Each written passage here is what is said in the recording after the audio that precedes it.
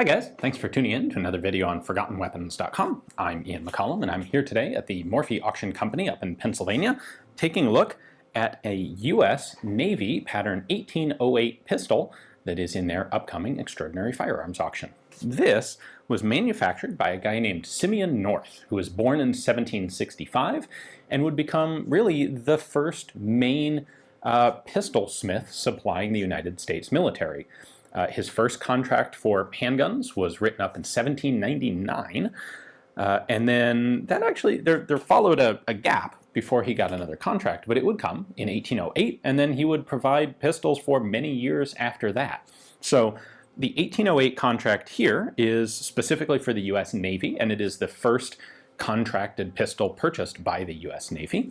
There was a Militia Act passed in 1808 to allocate funds to help arm the military forces of the new American Republic, and that resulted in a bunch of different purchases, among them this contract, the first contract anyway, for these pistols. The government specified that they wanted a 64 caliber pistol. They got a 10.5-inch barrel. This is, of course, single shot flintlock. That was the standard of the day. They wanted belt hooks on them, which you'll see in a moment, for better naval use.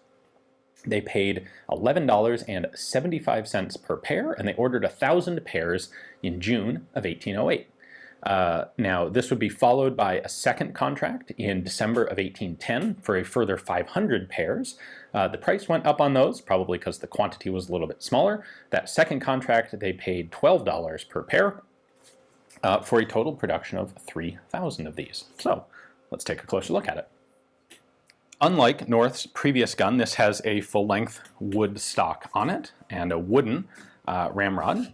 Have a pretty typical flintlock mechanism here. So cock hammer, fill your priming pan with powder. You would then close the frizzen, and then when you fire, that's going to create sparks and throw this open and fire the pistol. This style of grip is colloquially known as a bag grip. This one has a nice brass cap on it. This is the sort of thing where, especially in naval use, this becomes an impact weapon after you fire your one shot, so it's relevant to have some reinforcing on the end butt there for when it turns into a club. On this side, we have our belt hook. You might think that some of the modern pistols that are being sold with these as accessories are a funky new idea. They are not. This has been around for many centuries. And this allows sailors to carry these things in a belt while they're doing important sailor things other than shooting pistols at people. So this was specified in the contract.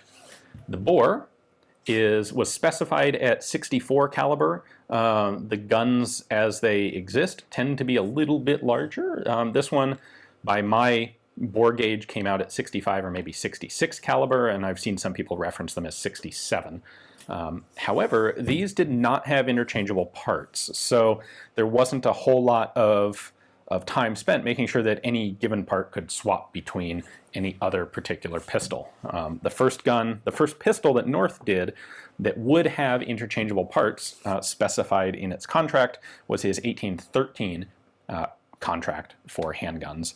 And it's important to note that that is not the first industrially interchangeable pistol. So at that point, that meant carefully hand-fitting each part so that it met the requirements to be swappable between guns.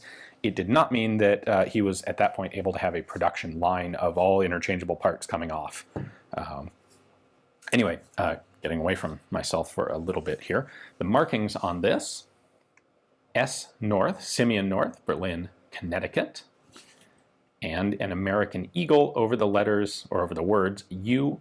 States. So not US, not United States, just U. States. There is no serial number visible on these. There are no other marks on them.